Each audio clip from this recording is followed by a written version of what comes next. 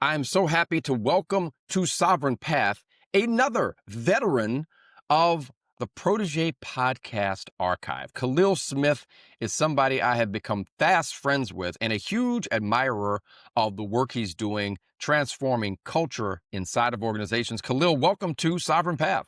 Oh, thank you for having me, Rory. As always, I'm excited to bring some of our behind the scenes conversations in front of the scenes. Very excellent. So I want to start with this because you are a culture expert. And I don't mean that in the way you see a lot of people that simply take on the title of being a chief culture officer or someone responsible for driving organizational change. I mean, you've got real bona fides in this area and a book, which we'll talk about. One of the things that I think is important for recruiters to understand, and it's something we have tried to perfect. I don't think we are perfect at it, but we are trying to get better at it, which is to help our candidates on a search understand the kind of culture they are walking into. We do not work rather for our clients. Yeah, We yeah, are representing them. We get to know them. We do a heck of a lot of due diligence, yeah. but there is a bit of a fingers crossing Uh-huh. as they walk over that threshold as a candidate that we have developed and interviewed and evaluated about what kind of culture they're walking into. Yeah. Give me some insights about how we as a search firm, Mhm. how we can get better at that to help candidates understand what they're walking into, what the clues are about Mhm. corporate culture. Yeah. And Roy, it's a great point because I think in a lot of ways, an organization, when we're hiring someone, we're on our best behavior as well, right? So it's almost like a series of the first dates when you're just starting to get to know one another. You put on your best clothes, you open the door for one another, you bring flowers and all of those things. And then you start to understand a little bit in what is the organization actually like. And so even if we take a step back and think about, culture is defined a lot of different ways across a lot of different literature, but I've often heard folks say, it's just how things get done around here, right? And so Mhm. if you take that as a very simple, the way things get done in different organizations are different. And I think that meetings in a lot of instances are almost the window to the soul of an organization. Who Mm. speaks, who doesn't, how are decisions made, how do people speak to one another, how much of the work is a pocket veto after the fact versus the decisions that are made in that meeting. And so you as a recruiter are getting a bit more insight because you're hearing what's going on behind the scenes. You are actually getting a little bit of what are they really looking for? Are they really kind of looking into the CVs and the resumes that we've provided to them? Or is there kind of some undercurrent that I'm starting to get out of this? But in a lot of ways, the ownership and the onus is on the applicant. They've Mm. got to ask really thoughtful questions. And I think if you rewind the clock, a lot of us were used to going into an environment to trying to sell ourselves to the organization. And that hasn't gone away, right? You still want to get the job offer. You still want to work someplace. And yet you also need to think about what am I walking into? And so if you're only worried about selling, but not worried about truly asking deep questions and asking around the fringes and leaning in a little bit and tell me about the last time you did this and tell me how you all make decisions in this way and ask those questions a couple different times, because if you're hearing some level of consistency, that's probably a pretty good thing. But if you're hearing different things in different places, you got to start to pick at that a little bit. That is so insightful. It reminds me of a story. When I first got into executive search, I was doing a deputy general counsel search for a big tech company. And I had what I thought was the perfect candidate: two Ivy League degrees, general counsel of a publicly traded company. I did some referencing on him. He came up just absolutely sterling. And so I waited for feedback from the client, and they said, your candidate interviewed, boy, he looked great on paper. He's not the right culture fit. And I said, it's not like this person worked at, you know, a baseball league, something like that. I mean, he worked in tough Yeah. cultures where it was hard charging. And I was like, he's not like he's working at a little league, organization. Right. And they said, I'll never forget, they said, we are a argue it out, battle it out using data and facts. Sometimes we curse at each other and then we Mhm. leave the conference from his friends. Yep. Yep. And he's a little bit too soft for that. This Mm. guy was a football player. Okay. He Mm. was a football player in college. So I was loath to give him this feedback. So I get on the call and I said, it's not working out. Um, Here's the feedback. And he said, I understand that and I accept that. And that's the right call. I have learned as a 6'3" black man, I cannot pound the table. Right. I Right. cannot curse people out. Yeah. I cannot be aggressive in that way Right. inside of these cultures. I have to be the teddy bear, Mm. and I'm okay with that. Mm. And I was expecting this guy to be like, what the heck are you talking about? I've spent 25 years. And I've heard versions of that. But I think your point is well taken that the candidate has to be mindful of not shape shifting to fit a culture that Absolutely. intuitively they understand they're not going to be a right fit for. Yeah, and Rory, there's a huge part of this, and this goes back to kind of culture and leadership and all these things coming together, that I think there are four parts of kind of the evolution of a leader, individual contributor, whomever, through kind of a social science lens. First is Mm, self-awareness. So how do I know who I am? What are my triggers? What are the things I like and don't like? Where am I good? Where do I struggle? And then there's self-management. And so now that I know where those things are, how do I start to understand how I need to adjust and curate and change and take in feedback and go get more education or get an executive coach or whatever that thing may be?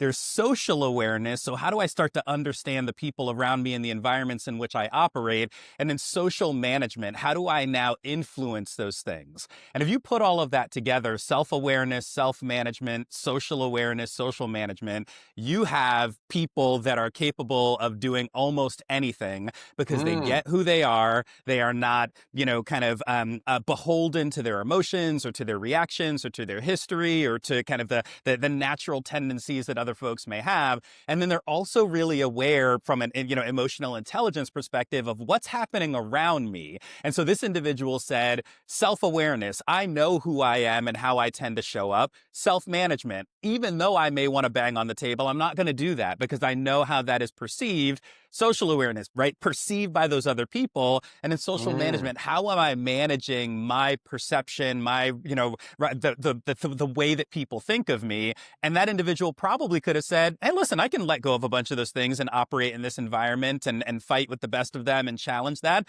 But they said, okay, this may not be the right environment for me. And that level of comfort is something that I think, I want for so many of the people that I interact with to get to a point where you can say, I know my value, I know my contribution, and I'm going to bring that to the place where I can add the most and get the most out of the environment versus to your point. And I think there's always a part of being a little bit of a chameleon. I think you go into an organization, you adopt a little bit of the language, you adjust mm-hmm, a little bit. That's the blend of culture fit and culture add, right? So a lot of our recruiters will talk about, well, you need to be adding to the culture because if you're just reinforcing the exact same thing over and over again, you're going to wind up in this space of mm. groupthink. You're removing the diversity from whatever you've brought into your organization. And yet there's a little bit of how do you navigate and kind of change who you are, yet still Mhm. have that foundation that says, I know who I am, and I don't want to change that for this organization or that organization. I want to find the place where I can unleash that to the best effect. Let's talk about that last piece of what you stated, which is how you show up at work and add to the culture. And this whole notion of showing up as your authentic self. What is your advice for professionals and executives about whether they should show up as their actual authentic self in the workplace? My teams would be tired of hearing me say this because I say it all the time. I strongly challenge the idea to show up at, uh, the biggest thing I tell people is show up as your best work self, right? Mm, Your true work self. And so there is a slight difference. And I, used to work with years ago, a wonderful person who's become an executive coach, Leland Thompson, that we were having a conversation and he was saying, yeah, I coach these executives and they're saying, I want to show up as my authentic self. I feel like I need to code switch. I feel like I'm not bringing my full self to work. And he said, when you go to a family reunion, do you talk to your grandparents the same way you talk to your nieces and nephews or the same way you talk to your cousins or the same way you talk to your parents? No, right? You Mhm. adjust, you tell different jokes. You are still you. There's still an element of you that is always going to be you, and don't let that go anywhere. That's your values and your background and your the things that you strongly believe in, your moral ground. And if you feel like you're operating in an environment where I'm not allowed to bring to the fact, to the conversation the fact that I have a different experience than you do, or and no matter where I go, I will be a father and a husband, a son, I will be a black man, I will be somebody who grew up in the US. All of those things are a part of me. And yet, if that is the only thing that I'm bringing to the conversation every single time, it's going to start to wear pretty quickly. And so there are things that, I do on the weekends, movies I may watch, or things that I Right. may enjoy that are not what my organization is paying me to do, or the thing that is getting us closer to the goals and the objectives of the organization. And so I do believe that there is a degree of separation. And I think the folks that I've seen do it the best and be the most successful in their careers are the ones that can recognize some of that separation without feeling like they need to leave themselves behind, or feeling like they need to compromise their values. So if you are an inherently honest person, don't go work at Enron, right? If you are Right. inherently a person that, but if you are somebody that like loves to go to hip hop concerts on the weekend, or head banging metal concerts, that may not be the music you have on in the background as you're getting ready to recruit a Right. candidate, right? Or that may not be the t-shirt that you wear to go have a conversation with the board. So to say, this is just me, and if you can't accept me in totality, then you don't accept me at all, I think is toxic for relationships. It's just unproductive in an organization. You are Vice President for Inclusion and Engagement at Akamai Technologies. And you speak about, you write about culture as a performance driver. Yes. Every company says that. Hmm. Every company we've ever recruited for says our culture is unique and it drives performance. How do you know when that is actually at stake? And how do you know when it's just a buzzword? Yeah, I think so. So there are a couple different things. I think every company says their culture is unique. So a lot of folks will say, "Well, we're different, we're unique," especially when you're recruiting. You got to find us the unicorn. You got to find we're different than everybody else. Interestingly enough, a lot of organizations tend to follow the leader, right? Whether that's around performance management, or around, headcount, or around onshoring, offshoring, AI, whatever you can imagine. And yet the way that things get done in an organization is inherently different. Now, again, every organization has a culture. The question is, are you intentionally curating and evolving that culture? And so Mm, any organization you go into, you're going to say, wow, it's interesting. To your point, the culture of the organization that you were recruiting for that associate general counsel was one of debate and argument. I've often heard it. I think both Apple and Amazon call it this idea of kind of disagree and commit, right? That like, mm, let's really go after it, and then we're going to make the decision and we're going to head out. There are other places that are far more consensus driven. There are some places that are the senior leader says it, hippo, highest paid person in the room, or something along those mhm. lines. And so understanding which of those things is true, understanding is that actually benefiting you in terms of accomplishing what you want to get done, and then what are the surrounding systems that reinforce that. And so where the biggest dissonance Mm. is, where it becomes a buzzword, is when folks say, well, we're all about inclusion. We want everybody to have a voice. And yet you look and 90% of the decisions are made by the highest paid person in the room, or the senior most leader in the room.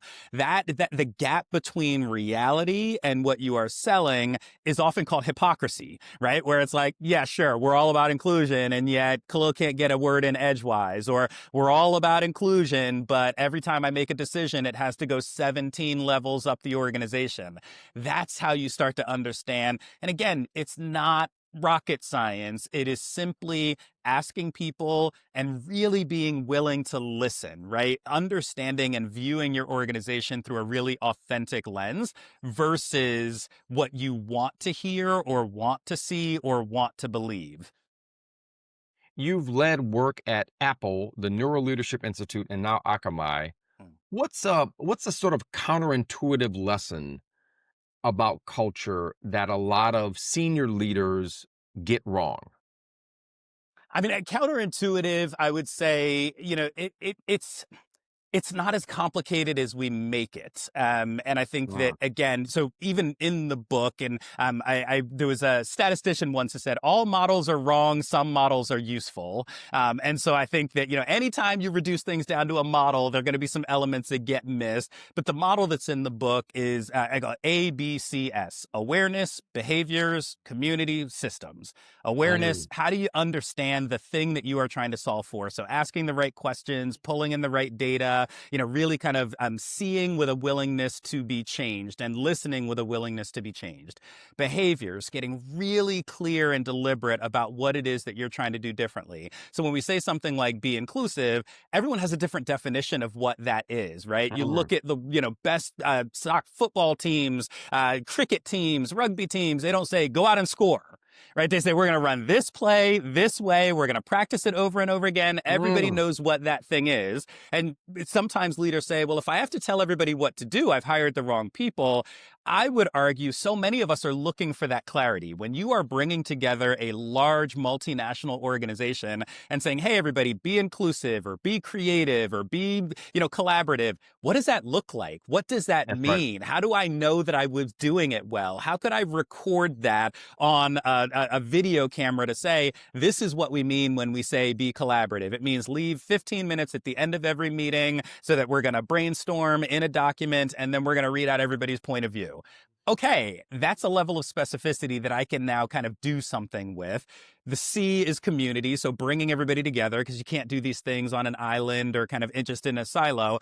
And then the systems, what I was talking about before. What are you rewarding, highlighting, supporting, penalizing? Because again, in consulting, I would work with institutions that would say it's incredibly important that we do this, but then you look at their reward system and it's rewarding something completely different. Or you look That at the part. people that have just been promoted and they didn't do any of the things that you said were important, but they made a lot of money. They were the rainmakers for the organization. And that may be important, but when you're saying one thing and doing another, that's where the systems start to fall apart. And so the counterintuitive thing is that this is no more complicated than marketing or operations or any other piece. And the best organizations are the ones that weave it into everything. So the best cost-saving organizations are the ones where everybody is thinking about it, not just finance. The most Mm. challenged organizations are the ones where they are trying to delegate this just to HR and say, you go give us a good culture. And HR is like, but the culture is bred out of a million decisions every single day. Who do we reward? Who do we hire? How do we hire? All of those things influence what people believe is valuable here.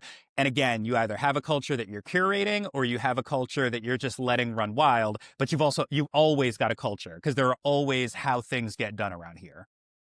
In your book, The Performance Culture: Go Beyond Buzzwords to Lead Teams That Win, what is one insight if a CEO reads this book on a flight and they land and they're like, that was a great read. I'm going to go to work Monday and do this. What's the one thing that they should do? Well, first they should buy the book for their entire organization. That's the one thing they should do. Right. No, honestly, own it. Like as a CEO, own it. And what I mean by that is, one of the things I talk about in the book is that culture is a cycle. This work that we're talking about doing is a cycle. It never ends. And I think sometimes there's a desire to say, when are we done with the conversation around diversity, right? First it was gender, then it was ethnicity, then it was age. When can we just be done? Or when are we done with the culture where we can just say, great, we've got a great culture. Now let's move on to the next thing. Leadership matters. So the CEO deciding that they want an active part in the culture of the organization. They want to understand how things get done deeper in the organization right now. Not what am I saying at the C-suite, not how do decisions get made from my seat, but what are people experiencing when the CEO starts to inspect some of those things? It fundamentally changes where everyone's orientation is. Mhm. And we've often heard the kind of Peter Drucker culture eats strategy for breakfast. list.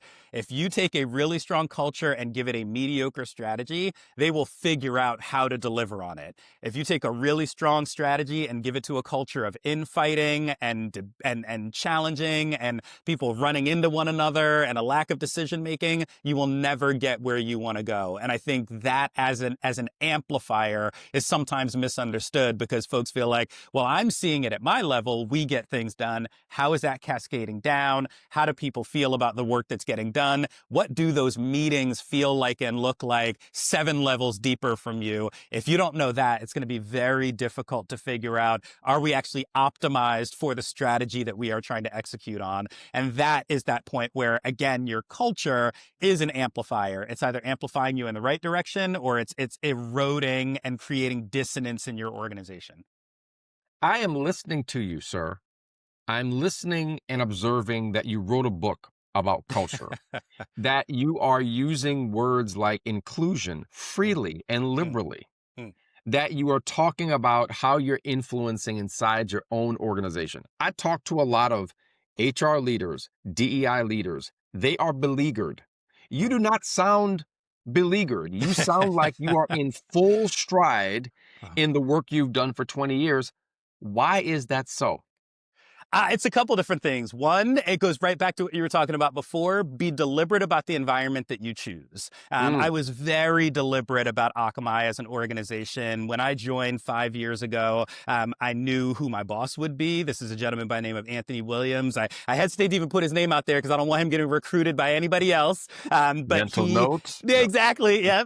He had a role similar to mine beforehand, was promoted by the organization, was signaled to me that this work mattered. I spoke to him and to the prior chief HR officer and saw that inclusion, representation, employee experience, engagement was woven through the fabric of the company. There had been this work before. And so 5 years ago was right after the summer of 2020, the murder of George Floyd. A lot of organizations were just starting to stand up offices like this. Akamai had been doing it for 6 or 7 years already. And so this was a part of what they were doing. It wasn't a bolt on. It wasn't a new thing. It was we believe this and we want you to come in and take it even further. And so Mm, knowing who I am, again, back to the individual you were talking about before, I am not somebody that's going to come in, look the CEO in the eye and say, you are screwing everything up. You need to do this differently. This work is incredibly important. I am the one that's going to be the counsel and the support and the cheerleader for the organization and the strategist. And so if there's energy, I can amplify that energy and get us to where we need to go. I am not a run through a brick wall type of leader. And so if you mhm, put me in that environment, I would not be anywhere near as successful or I would be far more frustrated. And so again, understanding those things about the company and about myself and about my leader and about my peers and about my team has enabled me to get to a point where I can do this work really comfortably. And then the other thing outside of that, even outside of Akamai and all of that is, for me, there's a sense of history in the work that I do. And so understanding that this is about helping organizations be better, helping companies believe that investing in people is beneficial for the organization, trusting the data because we trust MIT and Harvard and Yale and Great Place to Work and all these other institutions for everything, except when they say, treat your people well and it will do wonders for your bottom line. People are like, I don't know, maybe I'll take this other route. right. It's like the data is really compelling. And so to be able to bring that forward, and then to your point, my title includes things like inclusion and diversity. There are folks that were being hit over the head, crossing bridges, and had dogs sicked on them and were thrown in jail for saying, we just want some parity. We want some Mhm, fairness. And so if mhm, I, from an air conditioned, heated office in a, suit and slacks can come in and say, we in this organization are creating jobs that will allow people to feed their families, to change their lives, to invest in their communities.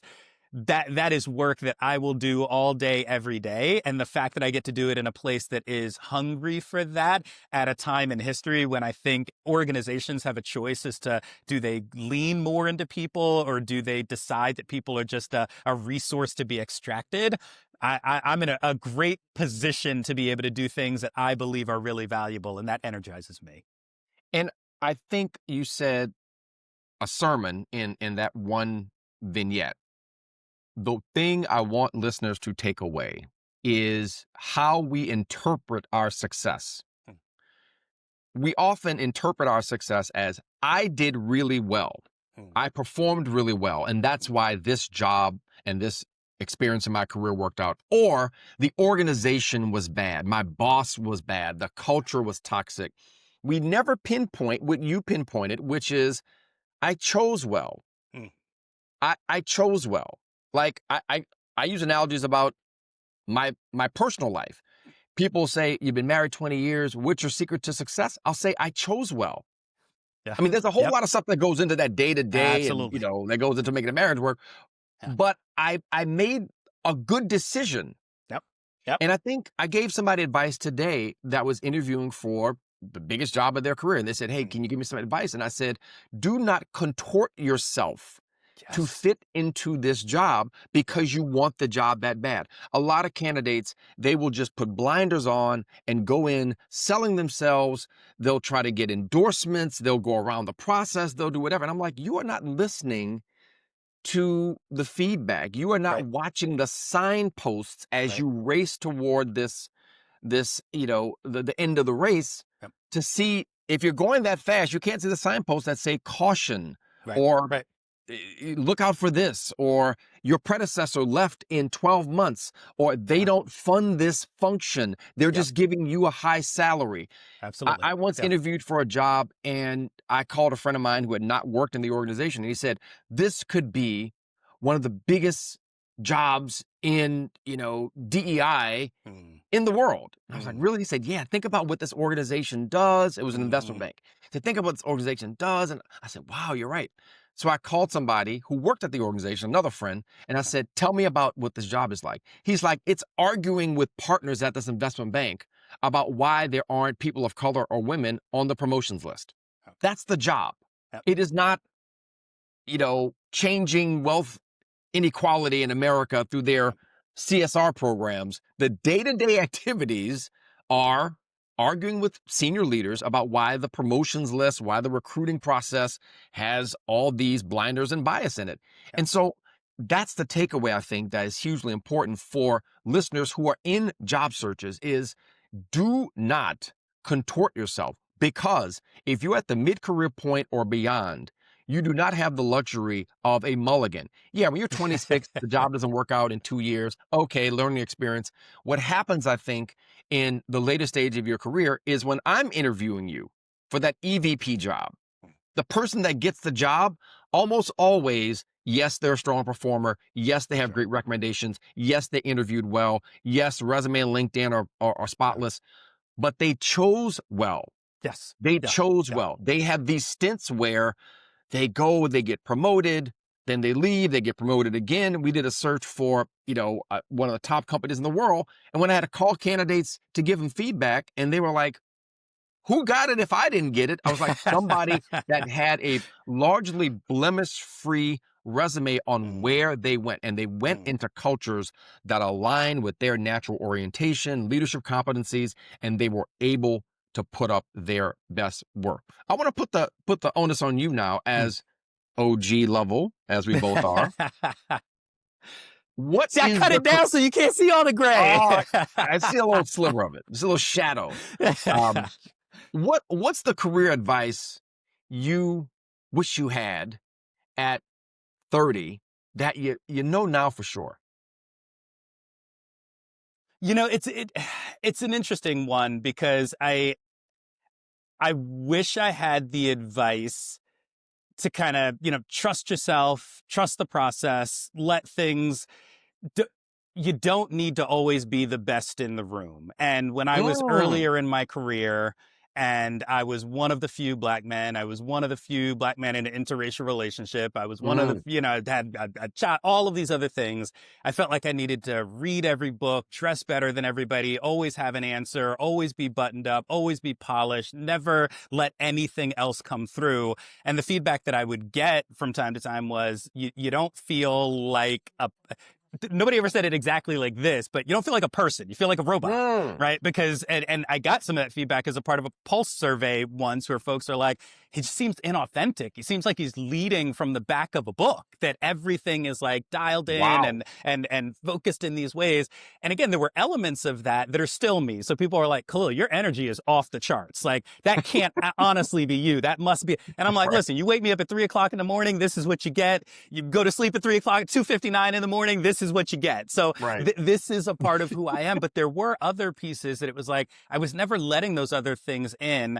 Now, again, part of the challenge that I have is I don't know that I would have been able to hear it back then. And so Mm. even though I would have wanted that feedback, I think sometimes the feedback, the perspective, it's about planting that seed that then germinates later. And so now when I am getting ready to go in and talk to the board and I'm, finishing up washing my hands in the restroom and I look in and I see a little bit of the lines, a little bit of the gray hair. And I'm like, I've been in this room dozens of times. I've Mm. spoken in front of thousands of people. I've got this. There's no question anymore as to whether or not I've got this. I don't think I still could have told 25 or 35-year-old me, you've got this, because I didn't Mm. have some of the track record and some of the success. And yet I want to hear it. And I think everybody should be telling themselves that and listening to the people around them and bringing in that group of people that can really help you understand where do you have it and where do you need to change it. Because that it's not just looking in the mirror and saying, you got this, you're great, go off and kill it. It is truly adjusting and adapting and evolving yourself to your point, to be ready for that next role, to be, executing in the role that you're in. So I wish I had heard it earlier, but I don't know that it would have changed much. But I do think that planting that seed, it's just like, when I'm talking to my two boys, what I'm telling them is, here's what I love about you. Here's what I think you do well. Here's where you're showing up. They may not hear it until a teacher says it to them 5 years Mm. later, but they will know that I've laid that foundation to get to that point where that one other person said it and then it clicked. I want to be a part of laying that foundation. Ladies and gentlemen, the doors of the church are open. The Reverend Dr. Khalil Smith. This sermon is free in the Sovereign Path Tabernacle. Khalil, where can people find out more about you, your book, how to book you to speak, and to learn more about the innovative work you're doing? LinkedIn is a great place to find me. It is the easiest place. And I'm also just at Khalil@akamai.com. So reach out if you want to chat, if you want to talk. But LinkedIn is a wonderful place. And the book is available everywhere. Audio book, regular book, digital book. You can find it anywhere you like. I don't know how you could have improved upon your tour de force performance on the podcast 5 years ago, but excellence never rests. Thank you, brother, for dropping some incredible wisdom here on Sovereign Path. Thank you, as always, for the time to spend with you and the insights that I take away from you all the time, Rory. Thank you.